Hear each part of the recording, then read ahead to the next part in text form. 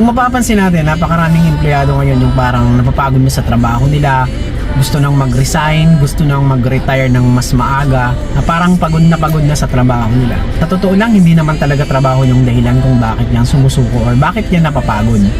Nung nag-apply tayo ng trabaho, alam naman natin na yung trabaho talaga ay samang nakakapagod yun, di ba? Pero bakit mas marami ngayon yung parang pagod na sa buhay?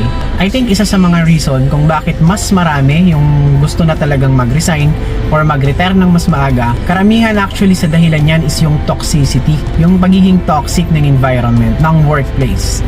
Dahil nga toxic yung workplace, yung mga simple at magagaan na trabaho minsan na kayang-kaya mo naman dati ay parang bumibigat. Kaya lang, syempre, karamihan din sa empleyado wala pang sariling tahanan, may mga pinag-aaral pa, breadwinner, kaya kahit na toxic yung environment nila, pinagtitiisan nila yon. I think sa karamihan sa mga empleyado, yung reason kung bakit sumusuko at napapagod sa trabaho nila because of the toxic environment. Yun lang. O ikaw, gusto mo na rin bang mag-resign?